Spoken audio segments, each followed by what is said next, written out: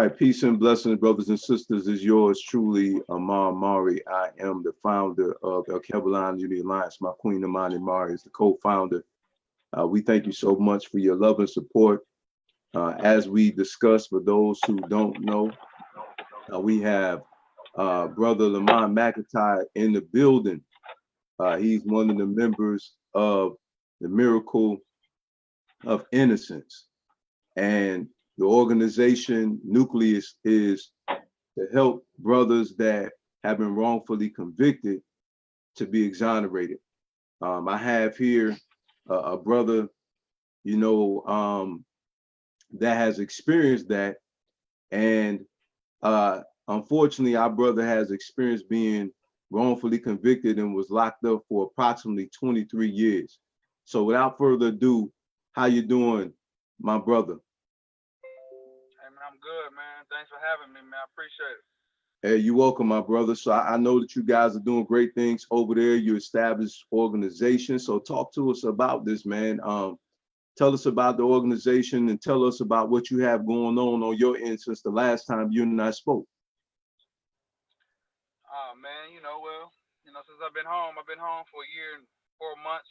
Um, I've always been an advocate for justice reform and try to tweak the justice system where it's fair and equality exists. So, uh, close friend of mine named Daryl Burton, which is an exoneree. He's been free for 10 years now. He reached out to me to talk about this organization that he wanted to start, and I was on board. I was in prison actually when he first started talking about it. So when I came home, he reached out to me. He was like, "Look, man, I think it's about time for us to get on the road and start doing this, and we should start our own organization so we can help them brothers get out of prison." Can you hear me? All right. So when that happened, you know, Miracle of Innocence was born. It was one of those things where we sat down, we talked about what we wanted to do, and I'm proud to say that the organization is up and running. You know, we just got our headquarters, a location for our building where we can start looking at cases, and we got 2 cases on file right now, 2 people on the board. We trying to help get out.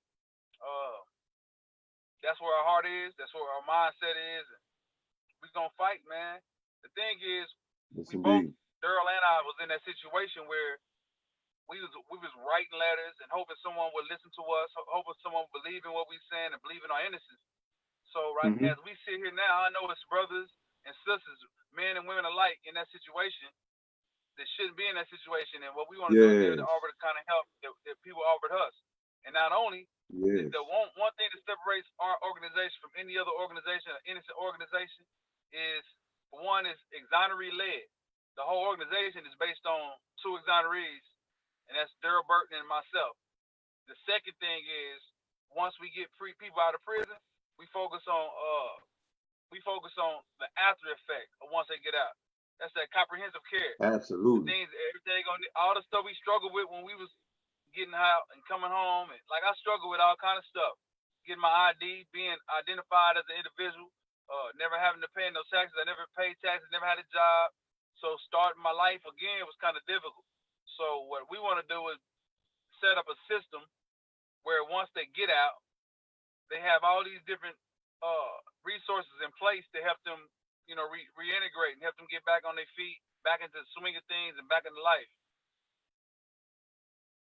Yes, indeed, man. So I do recall our dialogue on yesterday, man, and what had really captured me was the fact that you said that the community helped you out, man. Talk to us about that, because I do recall you also saying that the government gave you no assistance.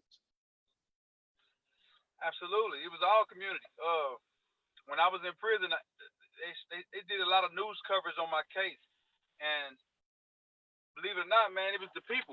The people would forced the state to listen, man, to what was going on. And when I had my hearing, it was people. It was people outside the courtroom.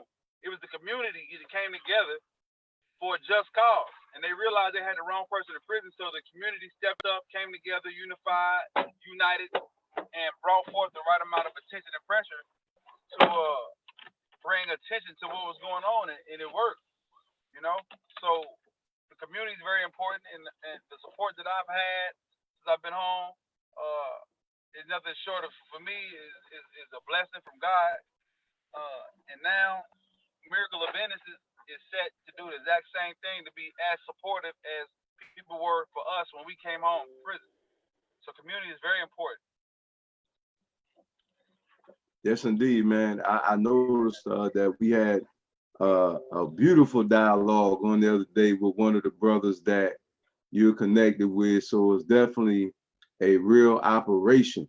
And while you were in there, man, did you experience anything from the government side? Were you guys making any type of license plates, or, no, talk to us about, the jobs that some of you individuals had, because I know that prison is definitely on the stock market, so these are some of the things that I heard about that had transpired while some individuals was in prison. They said that they did these jobs for certain industries that were affiliated with the prison. Yeah, man. Believe it or not, yeah, prison is a business. That's why you have the innocent, the people that's in prison that's innocent. The rate is so high for innocent people because now it's not about justice no more. It's really a business now. So they're shuffling people into this system because it's lucrative. So now you got some people who will go after a conviction versus the justice part of it, and it's making a mess. And that's how you got innocent men and women in prison right now, because no one's focused on justice no more. At one point in time, when the system to prevent wrongdoers, the people who commit crimes against society, was set up to protect the victims, the people of the society. It was implemented to protect us from people who couldn't behave or act accordingly in the society.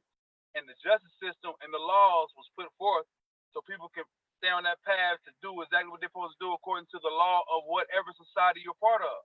The problem is now the system is designed to generate business, and it's no more about justice, man. And it's a problem because you got way too many men and women in prison that's innocent.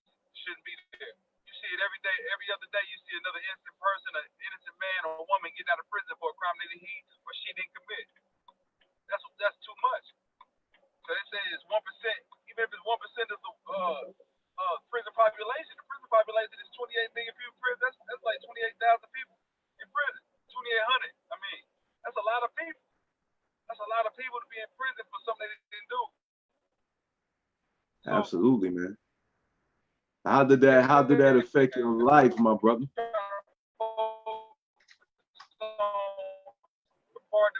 we can do is try to help out.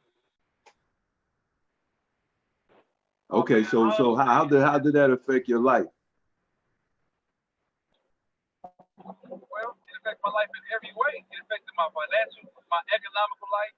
It affected my love life because I didn't have a chance to have kids. I didn't have a chance to grow and develop in a way that the typical 42-year-old man would develop, man. So that stuff stunts your growth.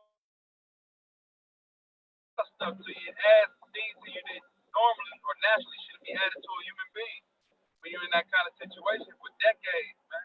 I was gone for 23 years, man. So I went in at 17, got out when I was 23. And while I was having those experiences of mine in prison, life was going on. Unfortunately, I didn't get a chance to grow with life, so it stunts your growth all the way around. So would you like to give a shout out to those who had helped you at that time? Because I recall you saying it was, a queen at the college that had came to you to give you a helping hand, and also one of the brothers at the barbershop school. So tell us about that situation. Man, once again, the community thing, people watch the news, they paid attention to what was going on, they realized that there wasn't no comprehensive care but no resources for innocent people getting out of prison. So people reached out individually. So college reached out to me, offered me a scholarship to go to school. There was another guy that owned a college who reached out to me and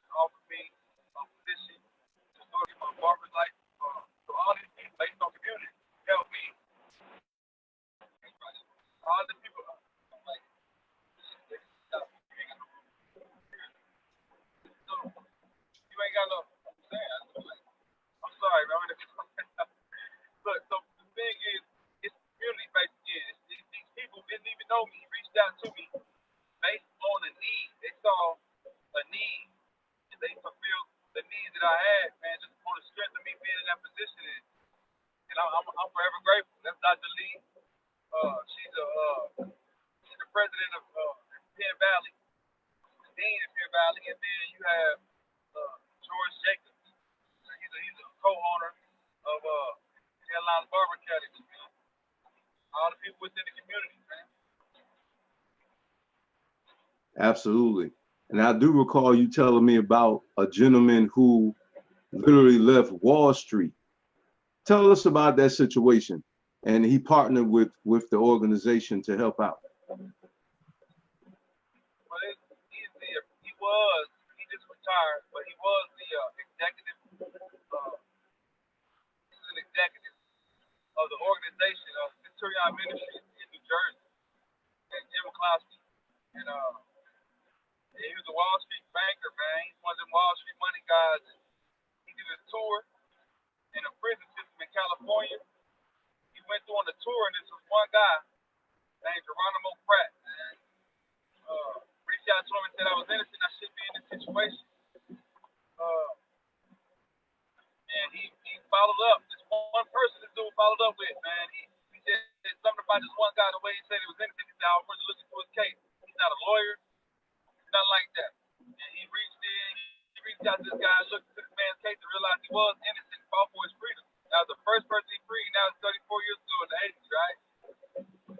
Since then, he left Wall Street and he devoted his time and his energy towards helping innocent people. And he formed the first innocent organization in America. So right now, Miracle of Innocence is patenting our organization after that same blueprint. You know? Indeed. So let's go back to your situation, because this had really touched my heart about people helping you out. Like I see the practice of ujima there, which is a Swahili word meaning that we make our brothers and sisters and elders problems within the community. We make each other's problems our problem. We solve them together. And with that being said, man, you know, I do recall you saying that, you know, you weren't even compensated for what had happened to you, man. You know what I'm saying? So with that being said, what can the brothers and the sisters, and Queens, please, you know, forgive me. You know, I must admit that a lot of times I think prison, I think about, you know, men quickly, you know, and I can't lie, you know, I'm not very familiar with a lot of women that are incarcerated. However, I know it does happen. But, you know, what can the kings and queens expect, you know, as far as assistance from this organization?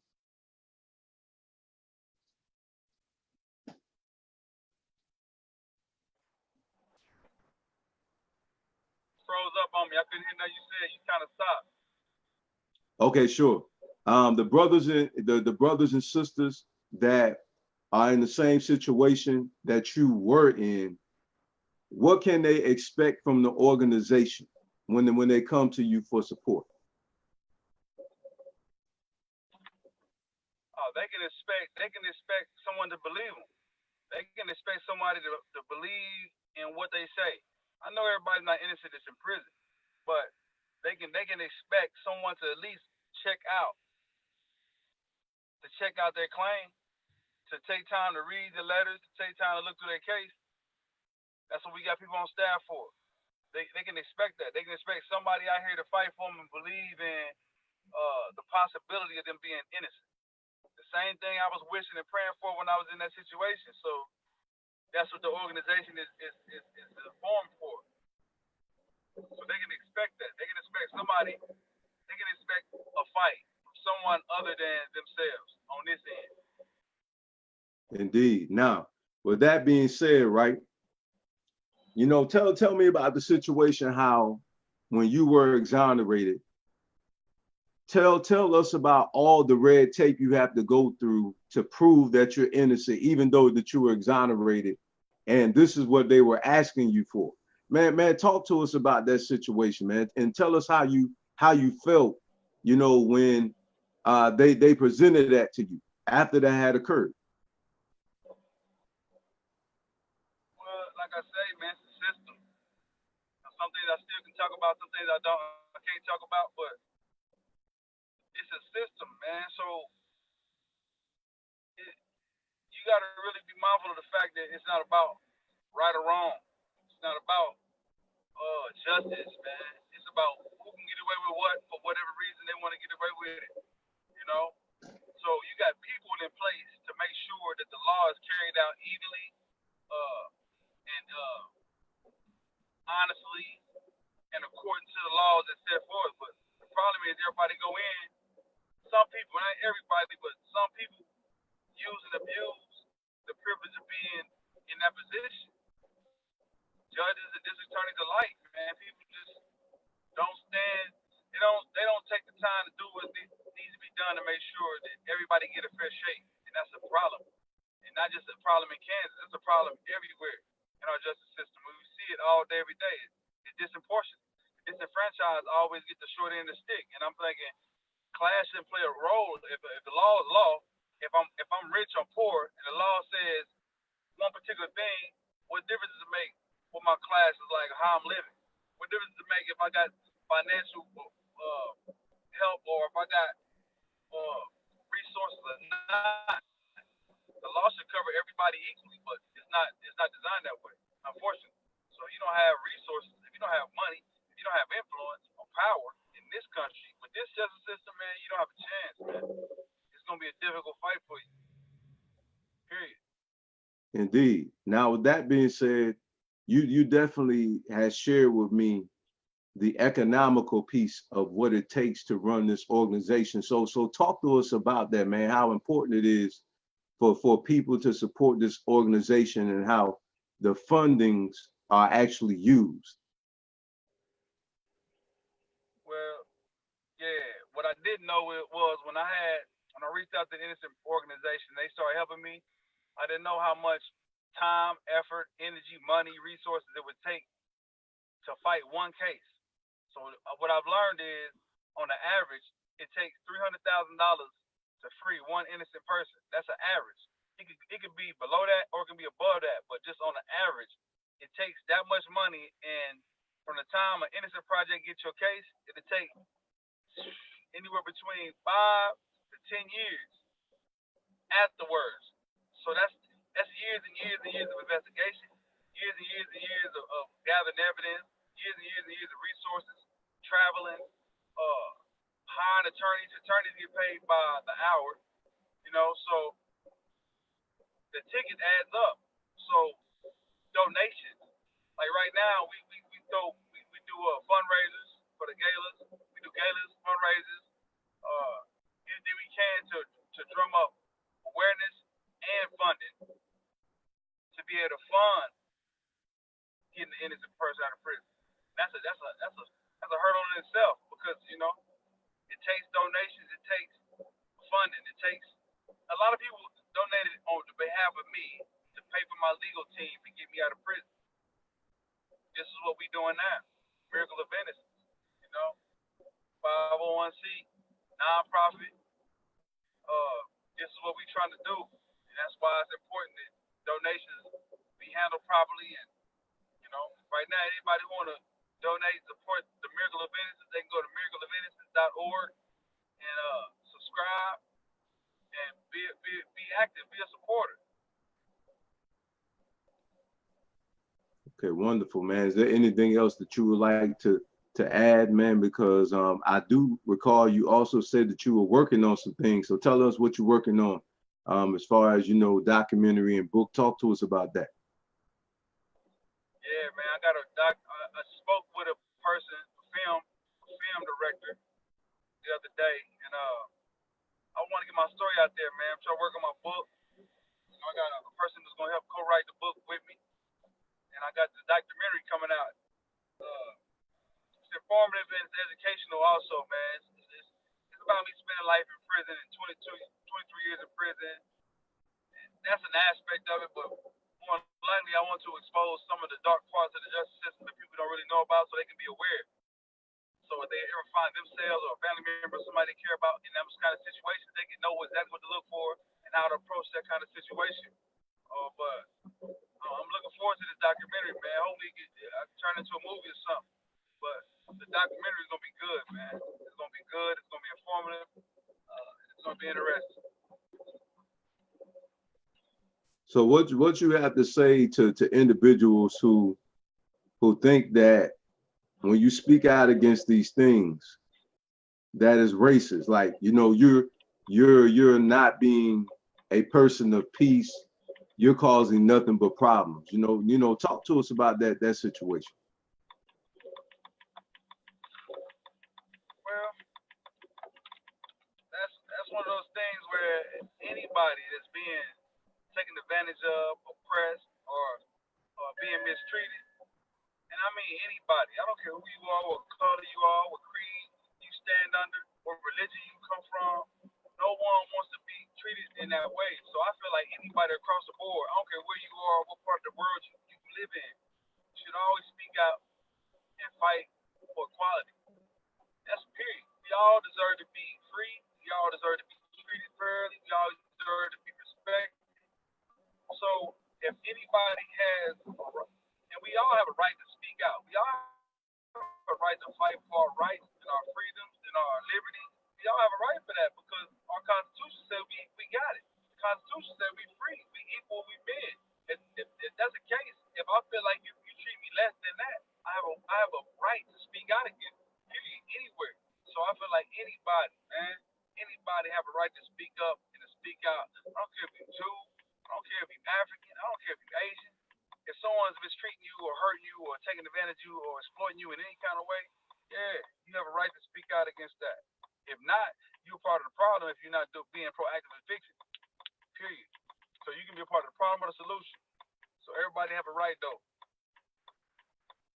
Indeed. And I'm glad you said that because, you know, you said something very significant. Talk to us about the we the people, you know, piece on yesterday, man. That was absolutely phenomenal, man. I love when you had expounded on that. And then also from my knowledge too, you said there were some Caucasians as well that actually were involved with your liberation, man. Yeah. Yeah, man. At one point in time I was not feeling the justice system to me was designed and created by white people and ran by white people. So my thinking was I didn't like white people because they took my life away from me, right? This is me being honest. And then here it go, years later, I was shown a different side. I was shown a different type. Everybody's not the same, no matter what race or color you come from either. All black people are not bad credited, you know, forefathers, and all white people are racist, man. That's just a misconception, man. That's just a poor judgment on character. Because the people who really fought for me were of European descent, man. Those are the people who really put the life on the line, to put everything on the line to make sure I get my freedom back. You know, there was some African Americans too, but I'm just saying it changed my perception of white people as a whole. I don't think like that no more, man, because I see that there's different types of people. Man, there's good people. Period. No matter what race you are, there's good people in every race in the world. Then you have some people who's just not so good. You have some people that's just not good people. That has nothing to do with race, man. That has something to do with individuality and human beings, man. It has everything to do with a personal decision to be on the opposite side of what's right. And I learned that. Man. Some of my closest friends are Caucasian, man. That's just what it is. So I've never been a racist guy, but I have had some hatred in my heart towards the system, which was ran by majority of white people. And that's where, when I was younger, I didn't like white people because of that, because they took my life from me. And they had no remorse for it. They took it, man. They just took my life. Destroyed my mother's life, destroyed my family structure. They did all that to me. So I had a reason not to like them. But I met a lot of good people that was of European descent that made me change the way I thought about that, or the way I felt about white people as a whole. So no, I'm not racist, man. I don't look at, or prejudice. I don't even look at stuff like that. I think people are people.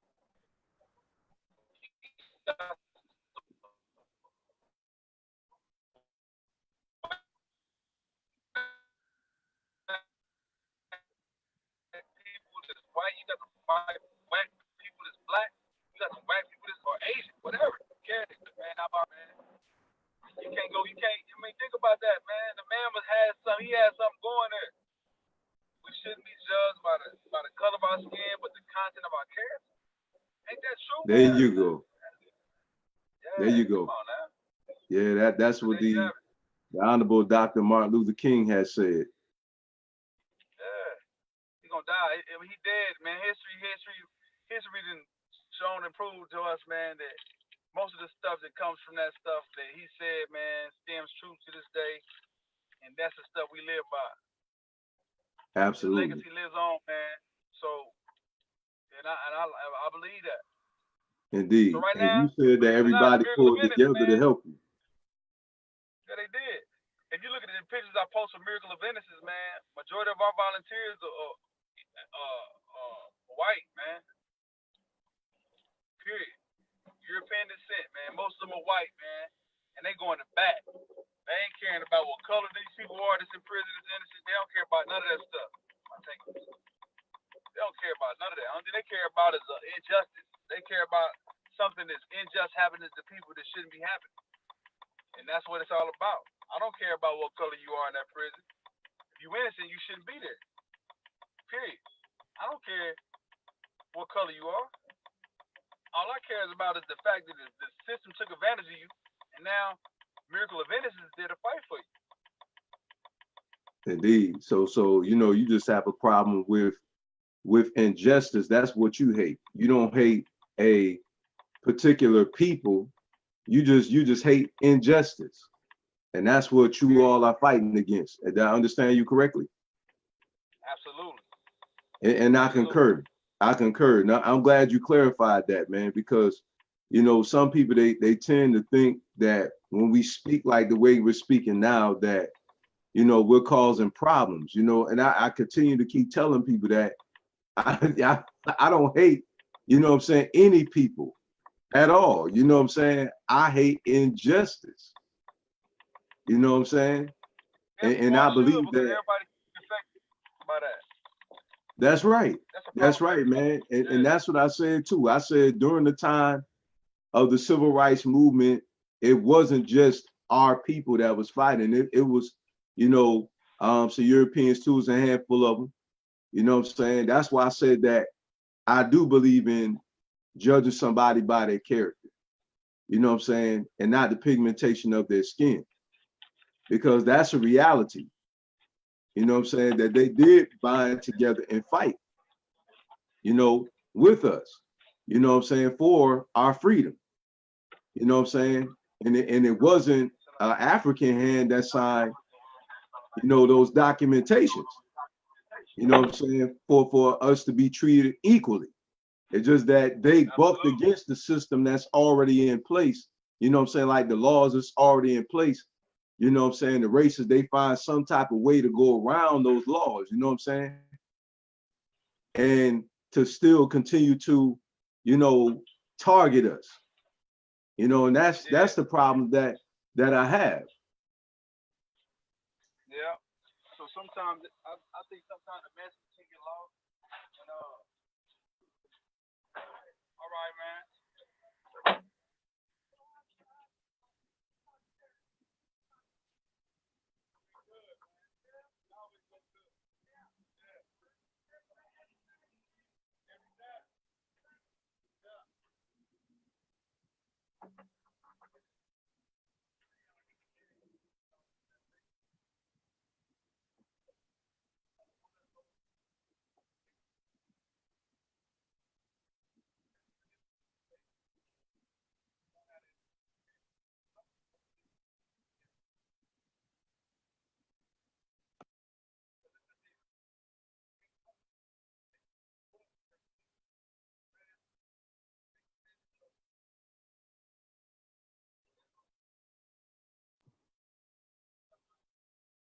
Hey, bro, Lamont, I can't hear you, bro.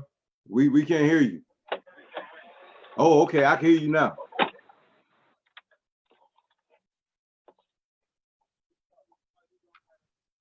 Can't hear you, man. Sound went out.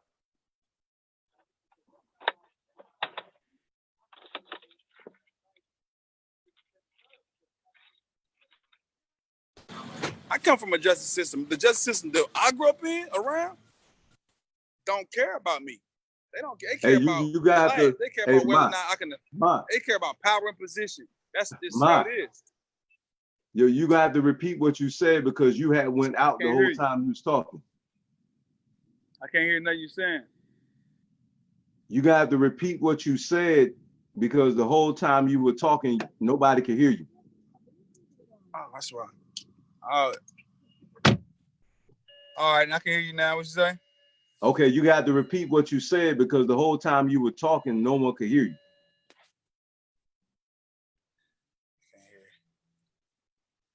Hold up.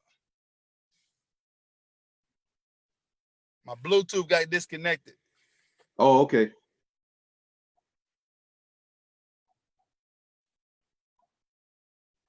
All right, can you hear me?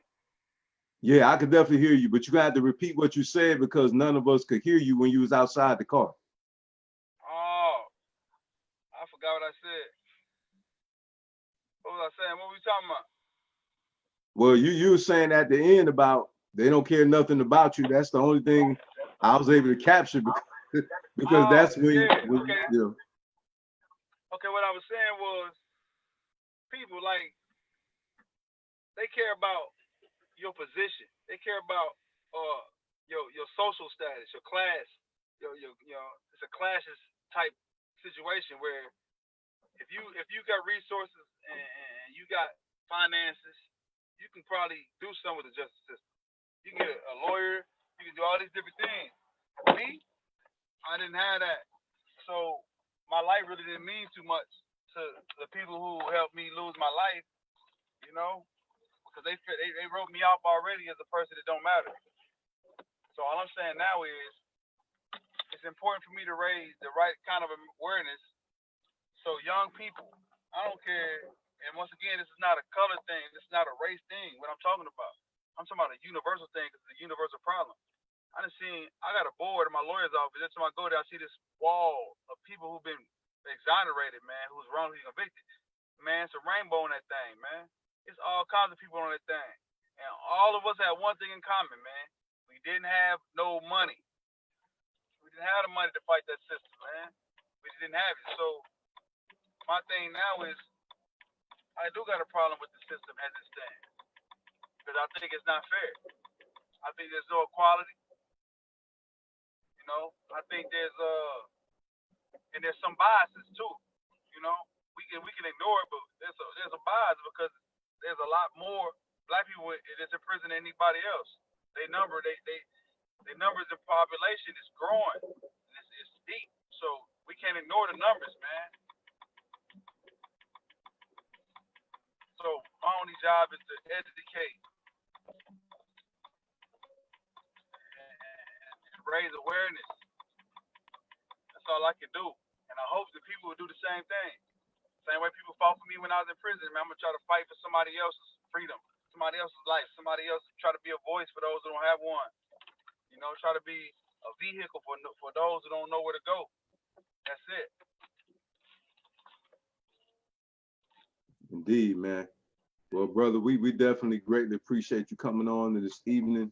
I provided the link, family, for those of you who want to support the Miracle of Innocence. It's in the header of this video. The only thing you have to do is click on it. Also, our brother name, Lamonte McIntyre, is tagged in the header of the video.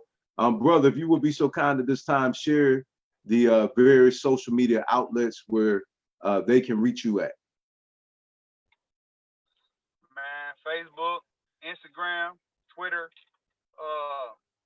I'm on all those sites. You can reach me. miracleofinnocence.org. You want to go on, support, subscribe, see what's going on. You can receive newsletters of what's going on, keeping up with the progress of what we're doing in Miracle of Innocence. Man, it's a good organization, man. It's an organization that's based solely on getting innocent people out of prison and then helping them get their life back together. That's what we're doing. Definitely, man.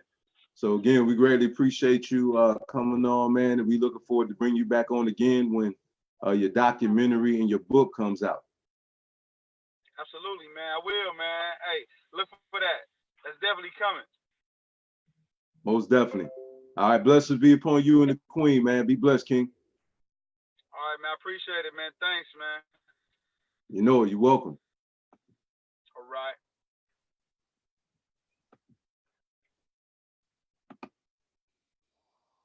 All right, family. You know, we thank you so much again for tuning in, my queen, Amani, Mari, and I. And again, you know, here is another tool that we can use within the community. As you can see, you know, we put in the work, you know, for things to transform in our community. I don't get on here again for fame. I wanted you to hear it as well that, you know, some people, when they hear me talk, they think that I'm being racist. Okay. And I had to bring this brother on so you can hear it from his own mouth. The reason why I fight for our people so hard. It's only because of the injustices that happen to us. This is what I'm fighting for, is for justice. I'm fighting for our minds to be free. I'm fighting for us to be physically free. Okay. You know, and I'm fighting for us to come together as a people. And we should never have a issue with us fighting for each other. It's amazing to me. No one debates with people who fights to save turtles and dogs and all other type of animals. Nobody is rebuttaling that. But when we fight to save a life, they have even all type of commercials for these type of things, all type of, you know, 501c3 organizations for that. But when as soon as you stand up and say something about the liberation of the African, male or female, it's always a problem, always. And this is how you know when you get this type of pushback that racism still exists. Because if it's true, you know, that we have a freedom of speech, then our ancestors would have never got killed for fighting against what they were fighting against, which is racism, and speaking out against injustice. So if it be true, then they should still be alive with us today, and their families and all of us should still be enjoying their beautiful spirits that they had. And so many of our brothers and sisters are losing their lives physically and losing their lives in prison. And I'm here to tell you that we will continue to speak out against injustice, even being misunderstood. Because one way or the other, we will have justice. Justice will be served. We will do it the right way. We will not do it the wrong way. And we will speak out because we have the legal right to do so. And we have the moral right, most importantly, to do so because we are family. And this is something that we have to get back to, is making our brothers and sisters and elders, because we have some elders incarcerated too, alike, making our community problems our problems and solving them together. I will not be quiet on this. And even if my physical body should hit the dust, my spirit, just like in the Bible of Genesis, when it talks about when Abel's blood cried out from the earth for justice, I believe that the voices of the revolutionaries are the voices of our ancestors crying out in the earth. Again, thank you so much for tuning in. I hope you have a blessed evening. Let us pull together, make some donations to Miracle of Innocence. Let's help liberate our brothers and our sisters that unfortunately have been wrongfully convicted. Peace, love, and power. Thank you.